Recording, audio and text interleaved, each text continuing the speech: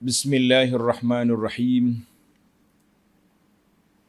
Alhamdulillahi rabbil alamin. Wassalatu wassalamu ala rasuli rabbil alamin. Nabiyyina wa habibina wa qudwatina Muhammad ibn Abdullah wa ala alihi wa sahbihi wa man sara ala nahjihi wa ihtada bihadihi wa istanna bisunnatihi la yaumiddin. Amma ba'd. Muslimin dan muslimat, para pelajar, para penonton sekalian, Assalamualaikum warahmatullahi wabarakatuh. Alhamdulillah, kita teruskan pengajian kita dalam tafsir surah Al-Mu'minun. Surah Al-Mu'minun, surah yang ke-23, juzuk yang ke-18. Surah 23, juzuk yang ke-18. Sambungan perbincangan kita bermula ayat 84. Bermula ayat 84. Bagi jemaah yang ada tafsir pimpinan Ar-Rahman, Jawi muka surat 725. Muka surat 725. Jadi kita baca dulu beberapa ayat, kemudian kita pergi kepada perbincangan ataupun huraian.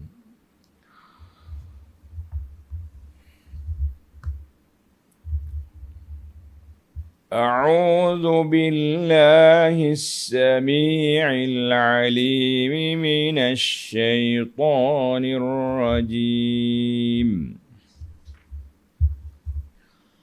قل لمن الأرض ومن فيها إن كنتم تعلمون. سيقولون لله قل أفلا تذكرون.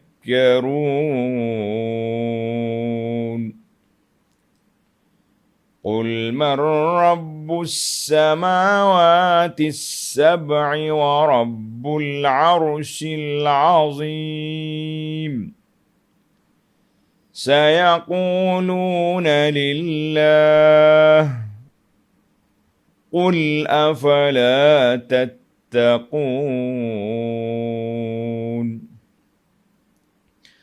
قل من بيده ملكوت كل شيء وهو يجير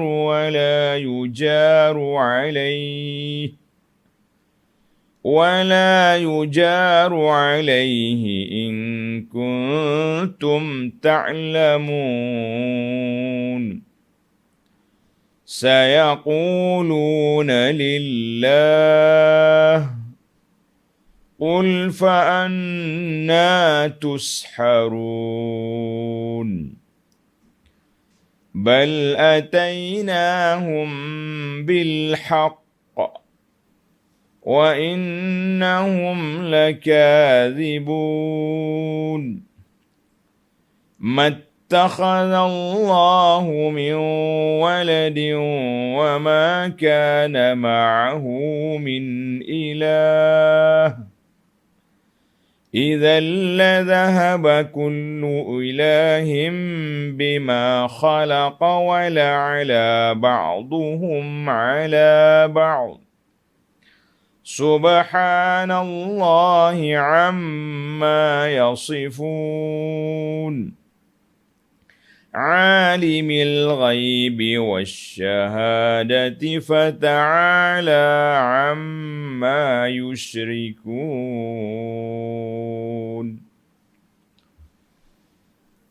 Alhamdulillah. Ayat kita hari ini dia panggil ayat iqamatul hujjah. Allah Subhanahu Wa Taala tegakkan hujjah ke atas orang-orang kafir dengan cara dia panggil al-hujjah al-ilzamiyah. Tanya satu-satu, biar mereka mengaku. Tengok jawapan dia. Allah. Allah, Allah. 3 kali soalan, 3 kali dijawab. Allah. Dia tak kata pun berhala dia. Dia tak kata sembahan-sembahan yang dia sembah, tunggu kayu ke, batang kayu ke, apa perkara. Dia tidak kata perkara itu yang menjadi pegangan mereka. Baik para pelajar sekalian, kita pergi kepada ayat yang pertama. Qul limanil ardu wa man fiha in kuntum ta'lamun. Tanyalah wahai Muhammad sallallahu alaihi wasallam kepada liqaumikal musyrikin al-mukazzibin bil ba'thi, kepada kaum kamu, yakni kaum Quraisy yang mendustakan kebangkitan semula. Tanya puak-puak tu. Tanya apa? Limanil ardu, ay liman mulkul ardi wa man fiha minal khalqi. Siapa pemilik bumi dan segala isi yang ada di atasnya, yang ada dalam perutnya, daripada segala makhluk. Siapa punya? Siapa milik? Kalau kamu tahu siapa pemiliknya, siapa penciptanya, bagi tahu. Tengok dalam ayat ini dia panggil hujah ilzami. Tengok dalam ayat, dalam terjemahan dia kata, siapakah, kepunyaan siapakah bumi ini dan segala yang ada padanya, kalau kamu tahu, ceritakan kepada kami, bagi jawapan yang mantap. Jangan duduk main kona sana kona sini, kan? Bagi jawapan yang mantap. Siapakah yang menciptakan, yang memiliki bumi ini dan segala isi kandungannya? Para jemaah sekalian, sebelum kita pergi kepada jawapan orang kafir, kita tengok dulu munasabah al-ayah. Susunan ayat ini sebelum sampai kepada 84, kita sudah baca ayat sebelumnya, kan? Orang kafir telah menjadikan sekutu-sekutu bagi Allah Ta'ala dalam tauhid. Bahkan mereka telah mengatakan Allah ada anak. Siapa kata? Puak-puak kafir kata. Maka dalam ayat ini Allah Subhanahu Wa Ta'ala menolak pandangan-pandangan, hujah-hujah yang mereka yakini atau mereka pegangi itu dengan cara Allah suruh Nabi kita sallallahu alaihi wasallam tanya puak kafir, siapa yang menjadikan langit dan yang menjadi bumi dulu. Kemudian kita naik. Soalan-soalan ini berbentuk banyak tempat, banyak dimensi. Artinya supaya mereka mengaku dengan sepenuhnya segala perkara yang ada itu, segala perkara kepercayaan itu, biar mereka tahu, biar mereka reti bahawa yang berkuasa ini Allah, bukan makhluk-makhluk yang mereka puja, yang mereka sembah, yang mereka jadikan sebagai Tuhan-Tuhan min dunillah, lain daripada Allah Azza wa Jalla. Jadi puak kafir ini dijawab Allah. Itu yang jadi pelik tu. Maknanya dia ikrar birububiyah. Ini dia panggil tauhid rububiyah. Sebab itulah bila kita kata tauhid ini disusun berdasarkan istiqra'. Istiqra' ni kita kaji dalam Quran bagaimana Allah SWT sebut hujah-hujah. Maka para ulama kita istinbat, dia panggil istiqra'. Kemudian oleh kerana orang kafir ni masih lagi keras, kita bawa beberapa hujah. Di bumi, langit, semua ada. Alam atas, alam bawah, alam atas, hujah. Dan bila mereka mengaku, kalau dia mengaku Allah yang menciptakan, kenapa pergi sembah benda lain? Kalau kamu sudah mengaku kuasa ini kuasa Allah, kenapa kamu pergi sekutukan, pergi syirikkan? Ini dia kata, Allah SWT tolak hujah-hujah mereka dengan barahin, dengan dalil-dalil, bukti-bukti yang 3 perkara ini. Ingatlah, yang pertama kita dah baca ayat tadi. Qul limanil ardu wa man fiha in kuntum ta'lamun. Tanda, itu hujah yang pertama. Soalan ilzami. Tanyalah mereka, wahai Muhammad sallallahu alaihi wasallam. Kepunyaan siapakah bumi ini dan segala yang ada padanya kalau kamu tahu? Tanya tu kalau kamu tahu, kalau kamu tak tahu diam je lah. Jadi hujah ni dia panggil sangat mantap. Tengok ayat 85. Sayaquluna lillah. Mereka akan menjawab. Dia kata apa? Sayaquluna lillah. Mereka kata, puak-puak kafir kata, al-ardu, bumi ini, dan segala yang ada di atasnya, lillah, kepunyaan Allah Azza wa Jalla. Artinya para jemaah sekalian, mereka ikrar dengan rububiyatillah. Allah Ta'ala yang mencipta, Allah Ta'ala yang mentadbir. Ini dia panggil tauhid rububiyah. Ketuanan Allah Azza wa Jalla. Baik. Allah suruh Nabi tanya lagi. Mula-mula tanya, dia jawab. Ini dia panggil hujah ilzami. Bila dia jawab, kita kena tanya balik. Qul afala tadhakkarun. Katakanlah ya Muhammad sallallahu alaihi wasallam kepada mereka. Kalau kamu jawab Allah yang menciptakan, mengapa kamu tidak mau mengambil ingat dan insaf? Kenapa kamu tak ambil pengajaran, i'tibar? Tengok nota di bawah. Yakni, kalau kamu mengakui akan kekuasaan Allah yang demikian, mengapa kamu tidak mahu insaf, sedar diri, bahawa soal kebangkitan hidup semula pada hari kiamat adalah mudah bagi Allah Azza wa Jalla dan ianya tetap akan berlaku. Perkara ini mudah dan tetap akan berlaku. Jadi kamu kena sedar, kena ingat.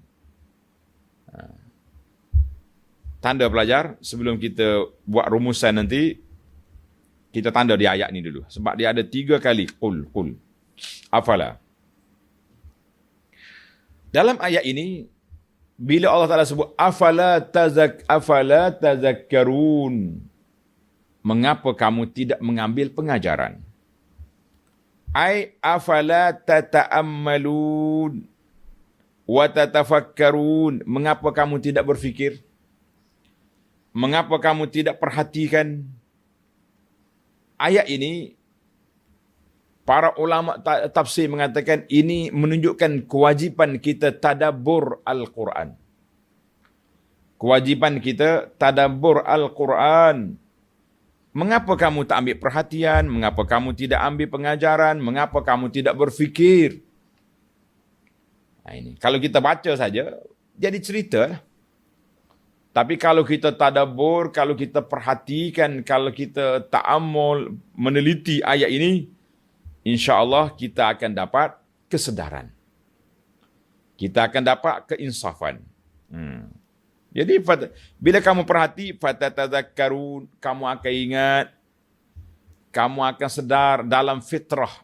Dia panggil fitrah al-mustaqir fin nufus. Dalam jiwa manusia ni dia ada fitrah. Kalau kita tanya orang kafir zaman kita ni pun, bila tanya, siapa buat kita? Dia tak tunjuk ke berhala dia. Dia kata Tuhan Allah. Gitu tunjuk. Itu dia panggil dilalatul fitrah. Kita ni fitrah. Bila kita nak berdoa, kita minta, Ya Rabbi. Kan? Maknanya, dia pun sedar, berhala nak buat apa? Mata pun tak berkelip. apa lagi nak tolong orang. Tapi kefahaman dia berdasarkan hujah datuk nenek dia dulu, bahawa berhala itu perantara je. Perantara, wasitah antara dia dengan Tuhan. Kalau kita kata dah ada perantara, buat apa perantara? Terus direct terus je lah. Kan? Maka bila kita tahu mereka ni sedar, insaf, dia panggil dilalatul fitrah, yang menciptakan langit, bumi dan segala isi kandungannya, iaitulah Allah yang berhak dipuja, dipuji, disembah. Oleh itu, fa tukhlisuna lahu. Kalau begitu, kenapa buang semua syirik-syirik? Ikhlaskan ibadat kepada Allah Azza wa Jalla saja. Apa yang duduk cari benda pelik lagi tu? Kenapa pergi cari benda yang tidak ada kuasa?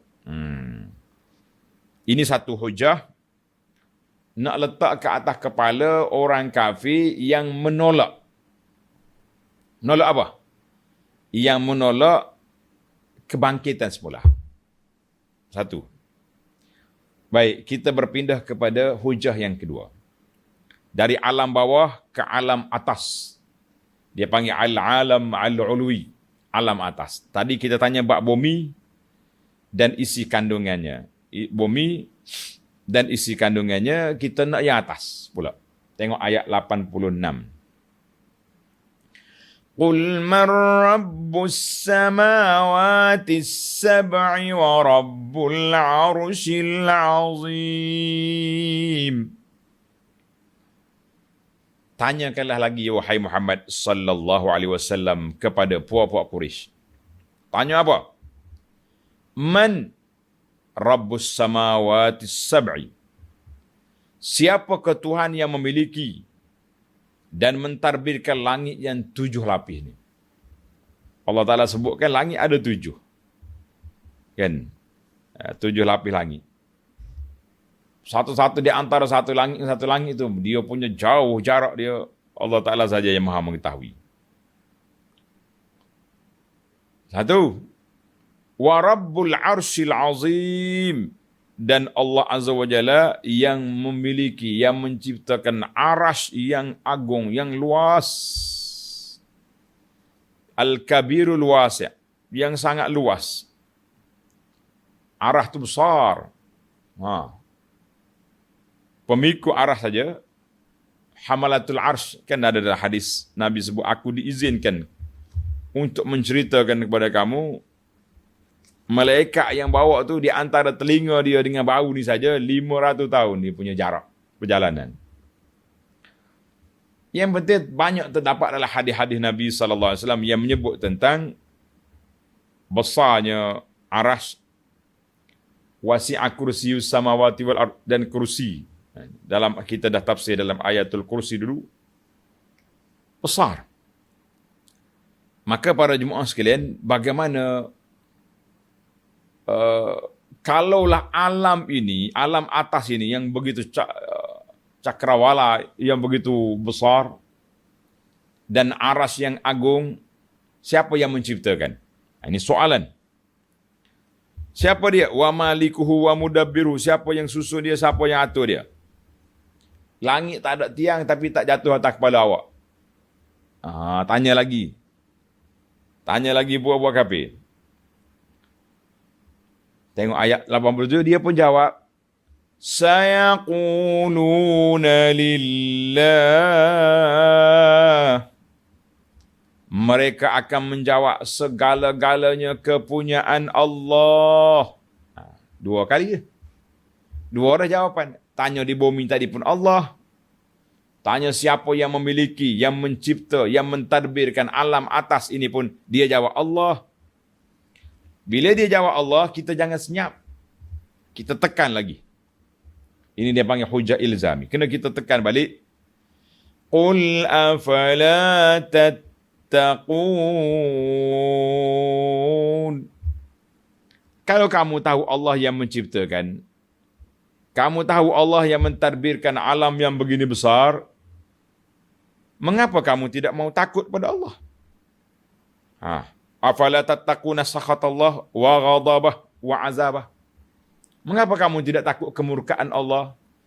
Mengapa kamu tidak takut pada azab Allah Mengapa kamu tidak takut kepada siksaan Allah Azza wa Jalla kalau kamu dirhaka? Kenapa kamu tak mau masuk Islam? Nota di bawah tu 94, yakni kalau kamu mengetahui yang demikian, mengapa kamu tidak mahu menjauhkan diri dari perbuatan syirik dan mendustakan Rasulnya? Kenapa tak mahu? Dah kamu tahu dah. Kan? Allah SWT yang menciptakan langit, bumi, langit dan segala perkara yang ada di atasnya, dan juga memiliki Rabbul Arsyil Azim, memiliki aras yang sangat besar, yang sangat agung. Kenapa kamu tak mau beriman? Kenapa kamu masih lagi berdegil? Kamu masih lagi kerah kepala, tak mau terima? Adakah kamu tak takut kepada azab Allah Azza wa Jalla? Ini dua. Dia panggil dua soalan. Soalan-soalan ini semuanya besar. Baik. Soalan yang ketiga. Ayat 88. Qul man biyadihi malakutu kulli syai'in wa huwa yujiru wa la yujaru alaihi ولا يجار عليه إن كنتم تعلمون. Bila dia dah terima dah, alam bawah pun dia terima Allah yang menciptakan, alam ulwi, alam atas pun dia dah mengakui Allah yang menciptakan, maka pada kali ini kita tanya soalan bima huwa a'ammu. Soalan secara lebih umum lah. Kan? Lebih umum, segala benda. Atas ke, bawah ke, kiri ke kanan, utara, selatan ke apa. Yang penting kita nak tanya soalan ini. Soalan yang ketiga dikata lebih umum, lebih general, lebih global. Qul man biyadihi malakutu kulli syai'. Tanya lagi, ya Muhammad sallallahu alaihi wasallam, kepada puak-puak kafir musyrikin. Tanya, apa nak tanya? Man biyadihi malakutu kulli syai'. Siapakah yang memegang kuasa pemerintahan tiap-tiap sesuatu? Nah, ini soalan yang ketiga umum. Suatu, kulli syai', mana semua benda. Fis samawati wal ardi, di langit dan di bumi, yang berkuasa penuh dengan kudratnya, dengan masyiah dia, dengan kehendak dia. Wa huwa yujiru wa la yujaru alaihi. Serta ia dapat melindungi tiada sesuatu dan tidak ada sesuatu yang dapat dilindungi daripada kekuasaannya. Dia panggil, dalam bahasa kita panggil kuasa mutlak. Kuasa mutlak ni apa? Siapa yang dapat melindungi manusia? Yang dapat memberi perlindungan, pertolongan. Bila kita susah, kita minta dengan Allah. Bila kita takut, kita minta perlindungan dengan Allah Azza wa Jalla. Kan? In kuntum ta'lamun. Tanya dia. Kalau kamu sudah mengetahui. Mengetahui keagungan Allah Azza wa Jalla. Allah Ta'ala berkuasa di atas semua perkara. Wa biyadihi malakutu kulli syai'. Di bawah semua benda, di bawah kuasa Allah, di bawah pentadbiran Allah, susun atur yang Tuhan buat. Kalau kamu tahu, jawab. Tiga dah lah. Tengok ayat 89, mereka pun jawab. Sayaquluna lillah. Mereka akan menjawab segala-galanya dikuasai oleh Allah. Habis dah lah. Tiga kali jawab dah. Semua perkara ini, kekuasaan ini mutlak. Sayaquluna, sayaqulul musyrikun. Puak-puak kafir memberi jawapan. Dia kata apa para pelajar sekalian? Sayaquluna lillah. Semua itu menjadi milik Allah Azza wa Jalla. Tidak ada siapa yang boleh memberi pertolongan dan perlindungan lain daripada Allah.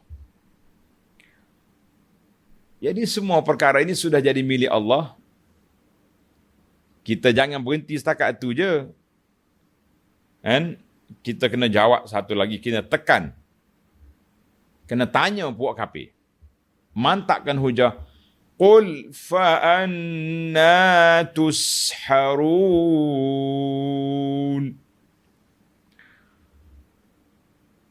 Katakanlah wahai Muhammad sallallahu alaihi wasallam.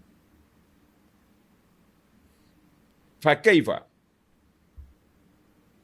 Jika demikian, kamu sudah mengaku semua benda ini milik Allah Azza wa Jalla, bagaimanakah kamu tertarik hati kepada perkara yang tidak benar?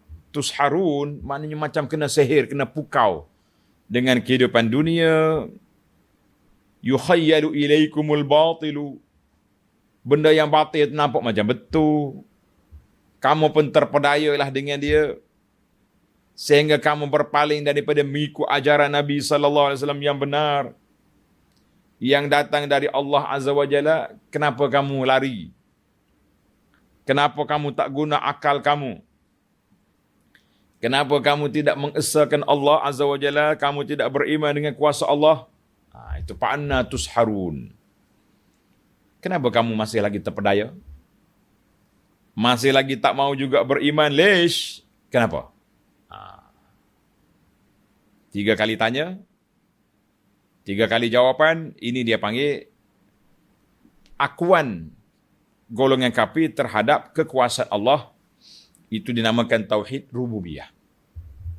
Baiklah, walau macam mana pun, dia mengakui Allah yang menciptakan, tapi dia tidak mengakui tentang ketuhanan Allah Azza wa Jalla. Sebab itu mereka kafir.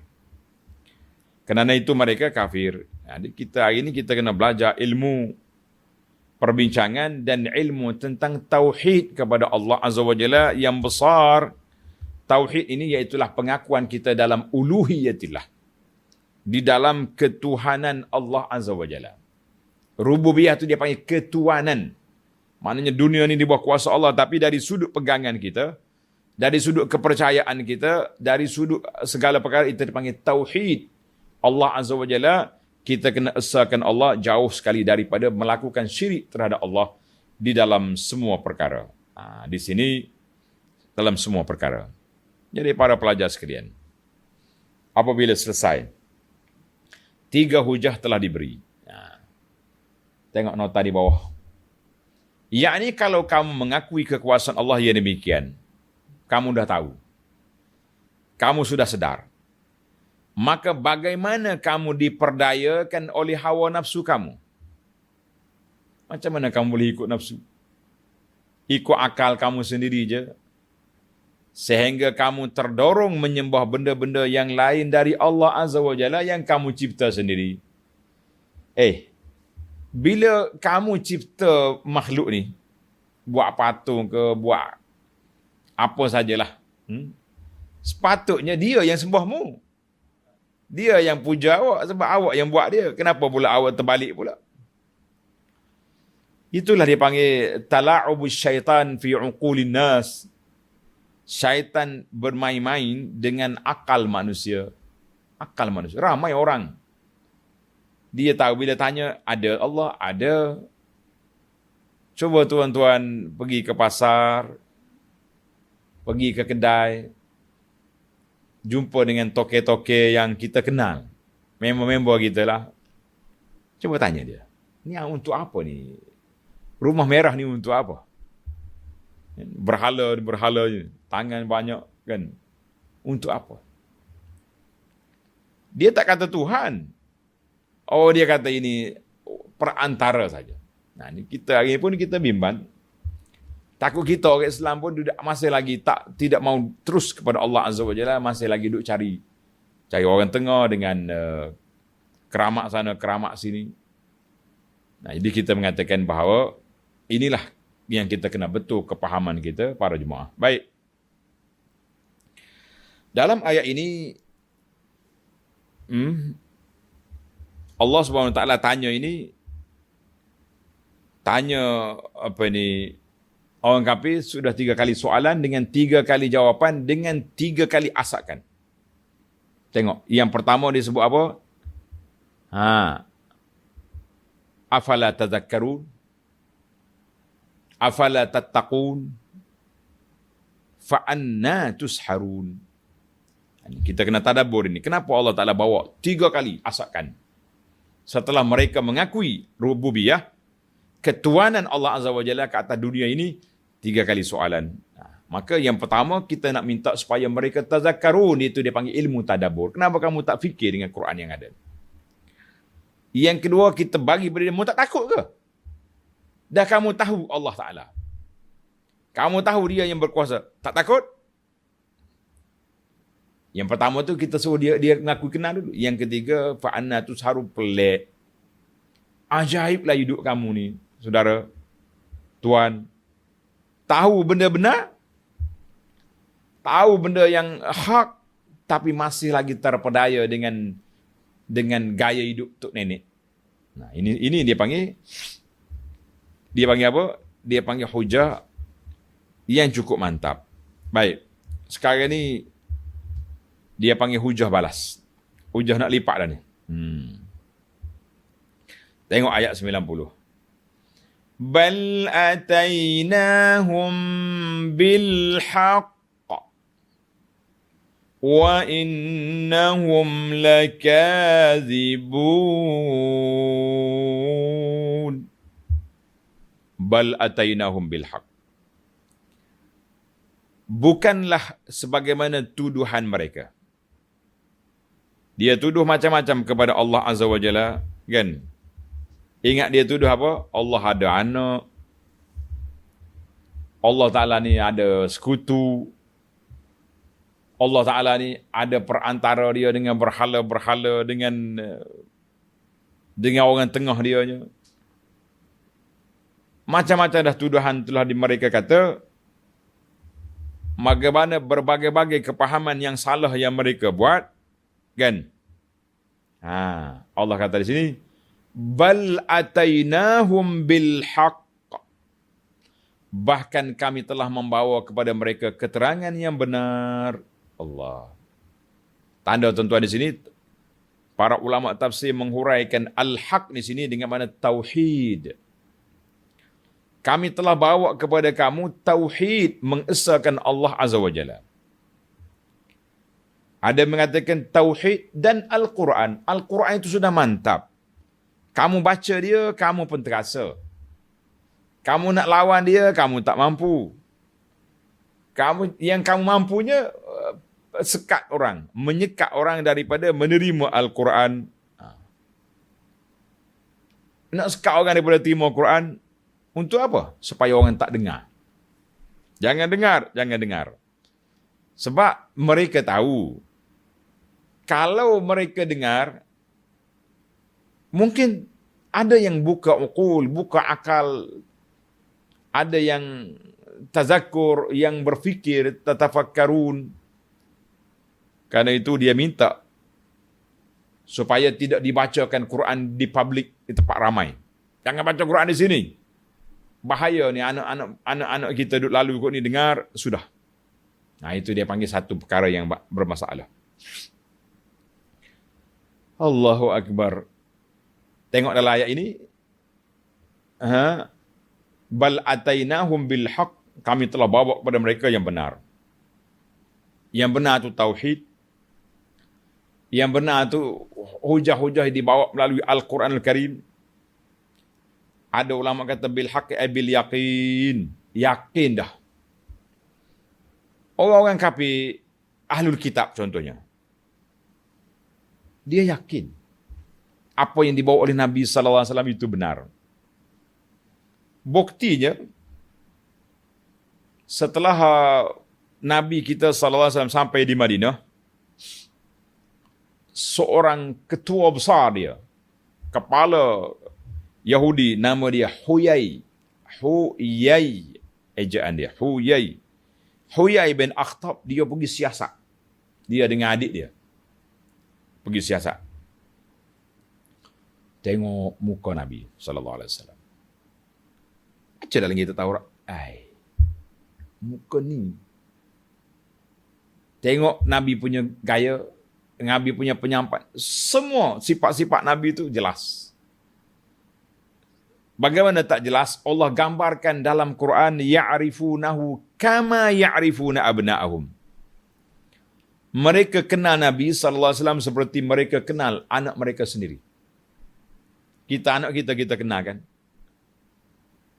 Dia kenal Nabi lebih daripada itu. Sebab apa? Sifat Nabi wadih, jelas sekali dalam kitab Taurat.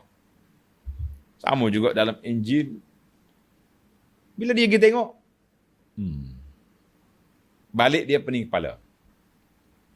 Ini Safiyah, anak dia cerita sendiri. Dia dengar ayah dia bercakap dengan pak saudara dia. Adik dia tanya, Huyai, Ahwa. Dia kata, Muhammad. Ini bahasa Arab dia baca dua patah je. Ahwa. Betul ke dia tu? Yang dalam kitab kita ni. Betul tak? Kalau Huyai tak yakin, dia kata, confused lah. Macam ada. Tapi dia jawab, mantap, huwa. Betul dah Muhammad. Sallallahu alaihi wasallam, kita kata. Bila adik dia tanya, ma mauqifuna, apa sikap kita terhadap dia? Ini nasib malang lah kita kata. Sepatutnya dia kata apa? Sepatutnya dia kata, kita ikutlah dia. Ni. Malang nasib dia kata, adawatuhu wallahi in baqitu. Aku akan lawan dia selagi aku hidup. Allah Ta'ala sebut ini, bal atainahum bil haqi. Kami telah bawa kepada mereka yang benar. Benar tu Nabi sallallahu alaihi wasallam, Al-Quran, tauhid, ajaran dia semuanya benar. Wa innahum lakadzibun. Allahu akbar. Tapi apa boleh buat? Mereka telah mendustakan dia. Tak mau terima juga dakwah Nabi sallallahu alaihi wasallam. Kita sudah belajar dah dalam siri-siri yang lepas, punca penolakan orang kafir terhadap Nabi. Siapa dia masih ingat? Silakan. Punca puak-puak kafir tak terima dakwah Nabi bukan kerana dia tak tahu kebenaran. Tapi puncanya, yang pertama, istikbaran. Sombong. Muhammad. Anak Abi Kabsah, penggembala kambing.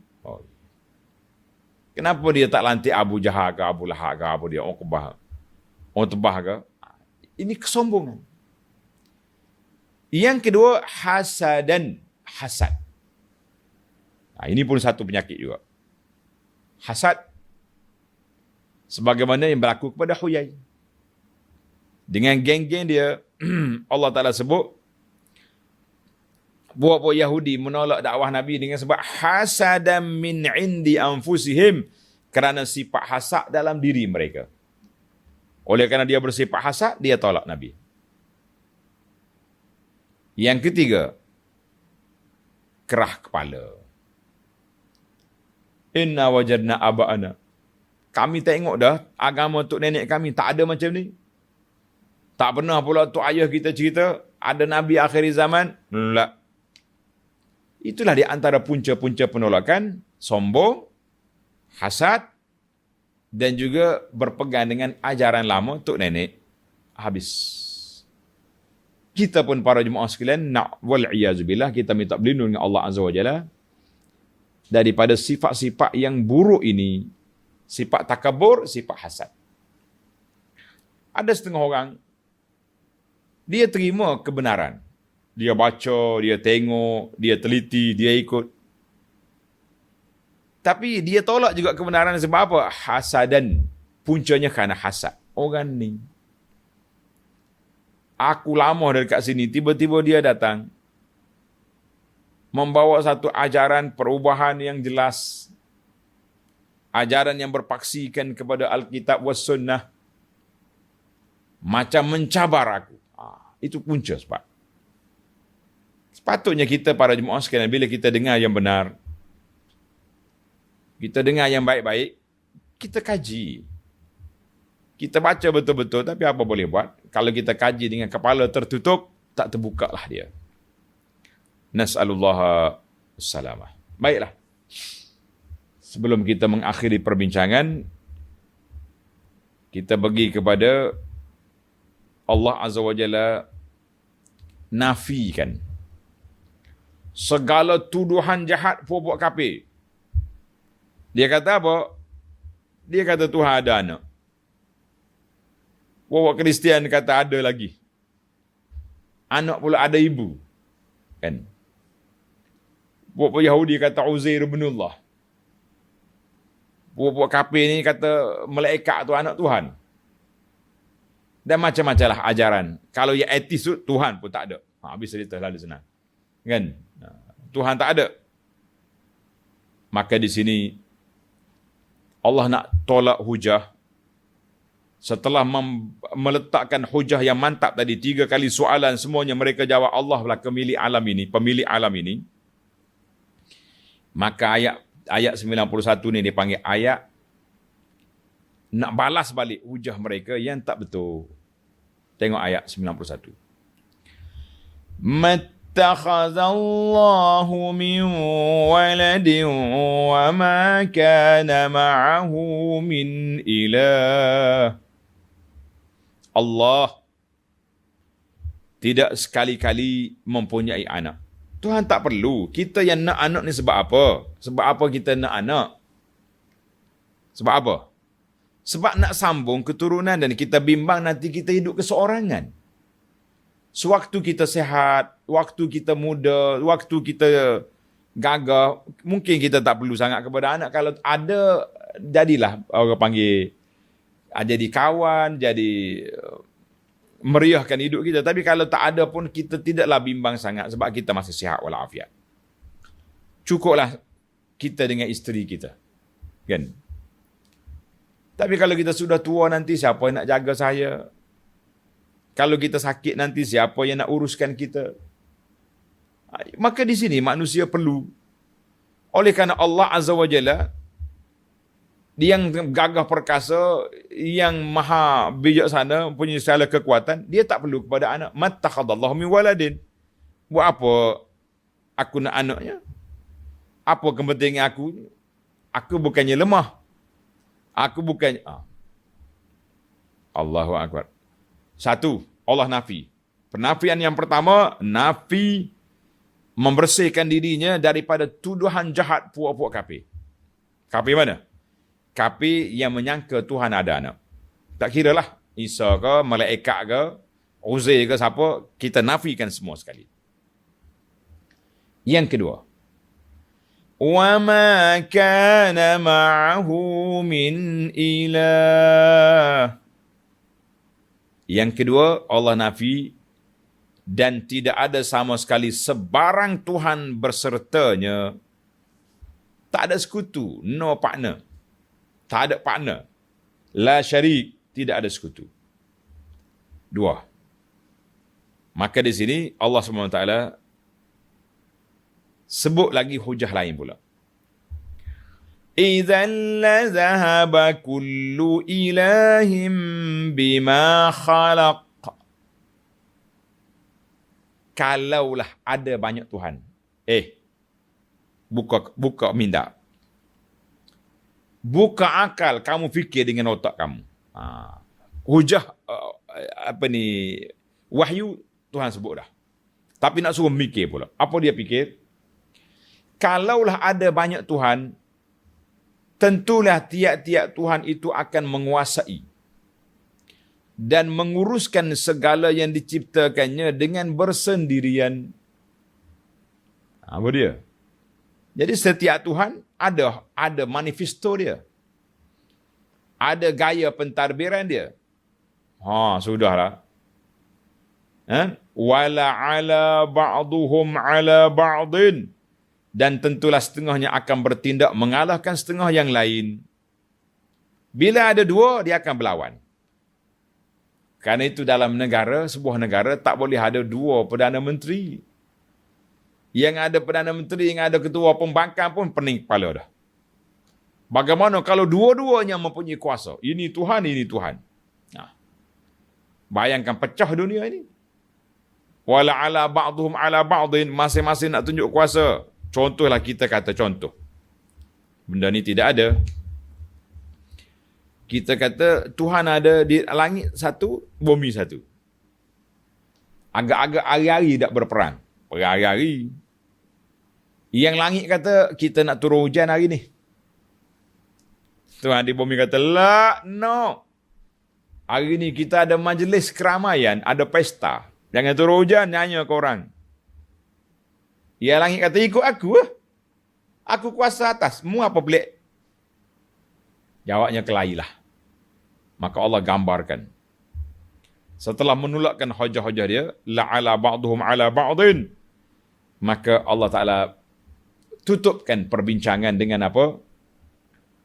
Dengan membersihkan dirinya. Subhanallahi amma yasifun. Maha suci Allah. Subhanallah. Kata belakang tuan-tuan. Subhanallah. Maha suci Allah. Dari mana? Dari apa yang dikatakan oleh mereka yang musyrik itu. Segala apa yang dia kata kepada Tuhan. Kita kata subhanallah. Mereka telah menuduh. Di antaranya dia kata. Mereka telah menuduh. Al-Quran itu ialah dongeng orang-orang dahulu kala. Tuhan ada anak. Tuhan ada sekutu. Perlu kepada wasitah. Orang tengah nak jumpa dengan Allah. Maka Allah nafikan subhanallahi amma yasifun. Allah SWT maha suci. Tanazzah Allah. Maha suci Allah. Maha bersih Allah. Maha tinggi Allah. Maha berkuasa Allah Ta'ala daripada segala sifat-sifat yang disebut oleh puak-puak kafir.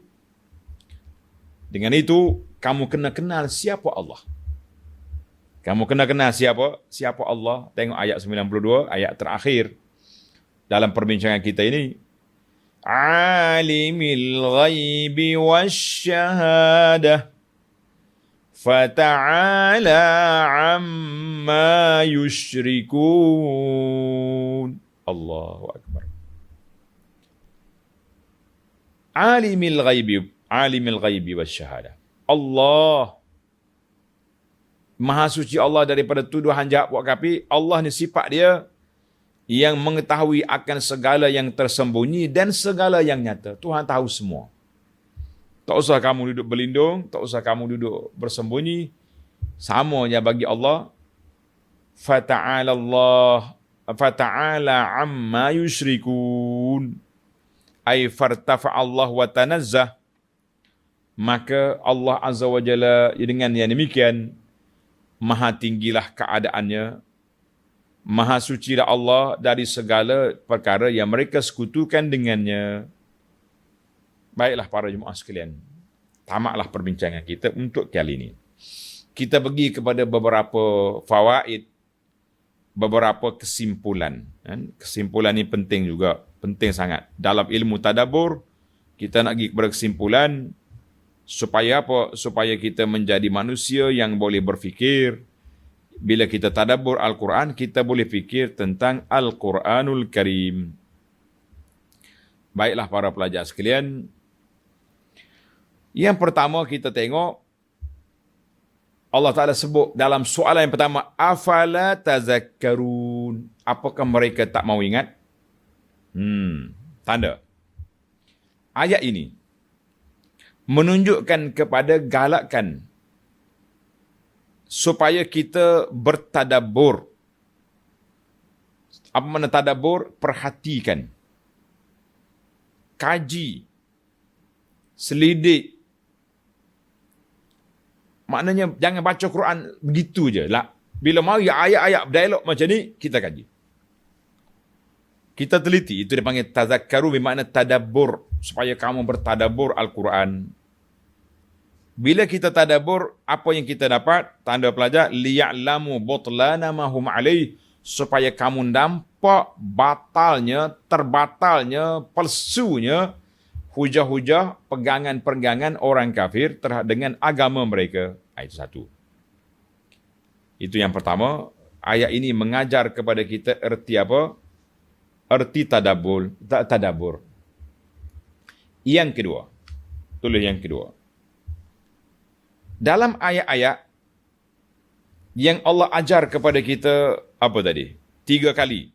Afala tadhakkarun, afala ta'taqun, afala fa'anna tusharun. Ada lagi dalam ayat lain.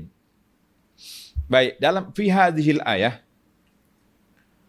dalam ayat ini menunjukkan bahawa dilala ala jawazi muhajjatil kufar wal mubtilin.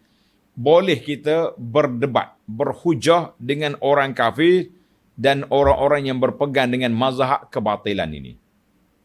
Untuk apa? Untuk kita menyatakan hujah ke atas mereka dan menzahirkan kebatilan mereka supaya orang yang dengar mendapat jawapan yang mantap. Jadi kita tahulah. Ini penting. Pentingnya kita berhujah. Tapi kena ingat para jemaah sekalian. Nak berhujah bukan semua orang boleh berhujah. Kalau kita pergi kita tak ada hujah, nanti kita kena lipat kepada puak-puak kafir, kita pula jadi pening. Sebab itu, tanda ni pelajar-pelajar. Sebahagian daripada anak-anak muda kita sekarang ni suka main chat dia panggil chat dalam internet ni.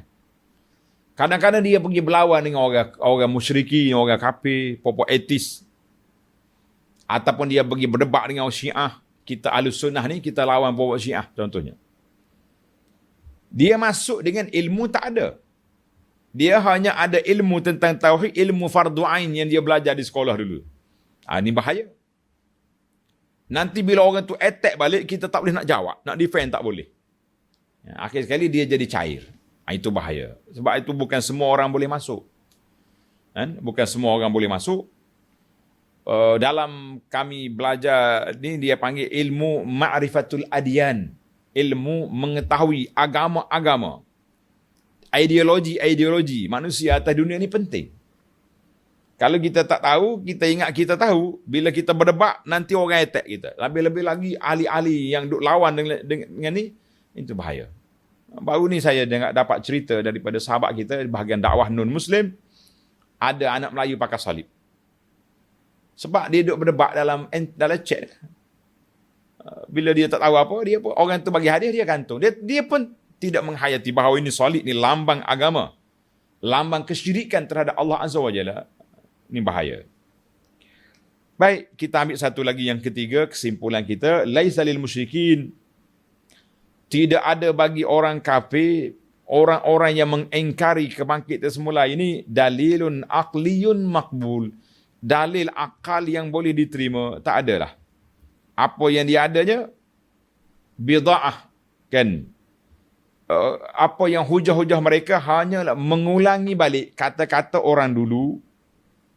Orang dulu kata tak adalah. Wa taqlidul aba, dan juga semata-mata taklid kepada orang-orang yang terdahulu. Inna wajarna aba'ana. Kami dapat tituk nenek kami sembah benda ni, kami pun pakai juga. Baiklah para jemaah sekalian, itulah kita panggil kesimpulan kitanya dengan 3 perkara. Yang penting tadabbur Quran. Dan ana berharap, ana Abu Anas, afallahu anni wa an walidayya wa ankum jami'an. Semoga Allah Ta'ala maafkan saya, dua ibu bapa, guru-guru saya dan tuan-tuan dan puan-puan sekalian. Di atas kelemahan kita.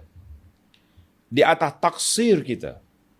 Allah turunkan Al-Quran, kitab hidayah, kitab petunjuk, hudan lil muttaqin. Tapi kita, alhamdulillah, sekadar boleh baca, saya kata alhamdulillah. Sebab apa? Sebab ada lagi kawan-kawan kita yang nak baca Quran pun tidak boleh. Jadi kita boleh baca. Kata di ulama salaf, Al-Hasanul Basri contohnya. Dia kata Allah Azza wa Jalla turunkan Al-Quran liyatadabbaru. Supaya kita kaji, kita teliti, kita tadabbur. Tapi liya'malu bihi, supaya kita beramal dengan dia. Tapi ittakhazu qira'atahu amalan. Ada di kalangan umat manusia ni menjadikan baca Quran itu amalan. Berhenti setakat tu je. Kita kata baik dah tu. Tetapi matlamat yang paling tinggi Al-Quran itu liyatadakkaru, liyatadabbaru, supaya mereka kaji, mereka teliti, barulah kita mempunyai mantap iman kita. Pada itulah saya kata mudah-mudahan kita doa kepada Allah Azza wa Jalla, semoga apa yang kita lakukan ini, kita duduk baca Quran pagi-pagi, di saat kita ber-PKP nak pergi mana pun tak boleh jadi, mudah-mudahan Allah jadikan ini di antara sabab atau minal asbab kita nak berubah mencintai Al-Quran, insya-Allah. Tuan-tuan kata insya-Allah. Semoga banyak berdoa kepada Allah Azza wa Jalla. Setiap benda ada hikmah yang tersendiri. Kita pun tak tahu. Bila orang mari sebut Quran, kita pun pakat baca Quran. Anda ingat di antara yang terawal dalam zaman kita ni. Waktu tu anda masih lagi belajar di Madinah. Tahun berapa tak ingat. Yang pelukis kartun Denmark. Lukis gambar seorang laki-laki. Di kepala dia, di serban dia bergantung bom lah, macam-macam. Tahun berapa? Tahun berapa tu? Selepas daripada itu, berlakulah penentangan seluruh dunia bangkit lawan boikot barang-barang Denmark. Para pendakwah mempunyai pendekatan berbeza. Dia kata, Alhamdulillah, ujian ini Allah nak angkat darjat Nabi, nak buka minda orang-orang bukan Islam supaya kaji Islam. Betul tuan-tuan. Di tubuhnya satu lajnatut ta'rif bin Nabi. Lajnah, suatu badan memperkenalkan Rasulullah sallallahu alaihi wasallam. Ditulisnya buku, ditulisnya risalah, ditulisnya keluar video-video. Katanya kesan daripada itu ribuan orang dalam dunia ini masuk Islam. Kita kata alhamdulillah. Jadi ada semuanya ujian-ujian yang ada di sini. Bila berlakunya, contohnya orang buat satu provokasi kepada Islam bahawa begini-gini ajaran ini salah, yang menyebabkan kita buka kitab balik. Kita kaji bagaimana Nabi SAW meninggalkan agama ini, disambung oleh para sahabat untuk menyampaikan. Kemudian ulama salafus salih, kemudian bercampur sana sini. Kita nak tengok bagaimana kefahaman sebenar Islam ini mengikut apa yang diajar oleh Nabi SAW, apa yang diajar oleh ulama-ulama para sahabat salafus salih, bagaimana sebenarnya perjalanan agama. Maka itu penting bagi jemaah sekalian, kita murajaah balik. Kita kaji balik agama ini mengikut kefahaman umat-umat yang orang-orang yang terawal, khairul quruni qarni walladzina summa yalunahum. Itu yang kita nak. Kalau tidak, agama kita bercampur. Buku ni masuk dalam ajaran itu, masuk dalam Jadi di sinilah para jemaah sekalian, pentingnya kita kaji Al-Quran, pentingnya kita mengaji agama mengikut kepahaman yang telah ditinggalkan oleh Nabi sallallahu alaihi wasallam, ma'ala alaihi wa ashabi. Insya-Allah, mudah-mudahan bidayatul khair, datang ujian kawi, menjadi permulaan untuk kita menerokai ilmu Al-Quran, pengembaraan kita, kata di para ulama, mengembara atas dunia dengan kaki, mengembara kepada Allah dengan hati. InsyaAllah, mudah-mudahan Allah Ta'ala buka hati kita, menerima segala kebenaran, beramal dengan apa yang kita belajar. InsyaAllah. Subhanakallahumma bihamdika. Ashhadu an la ilaha illa anta astaghfiruka wa atubu ilaik. Wa sallallahu ala nabiyyina Muhammad wa ala alihi wa sahbihi ajma'in. Walhamdulillahi rabbil alamin. Wassalamualaikum warahmatullahi wabarakatuh.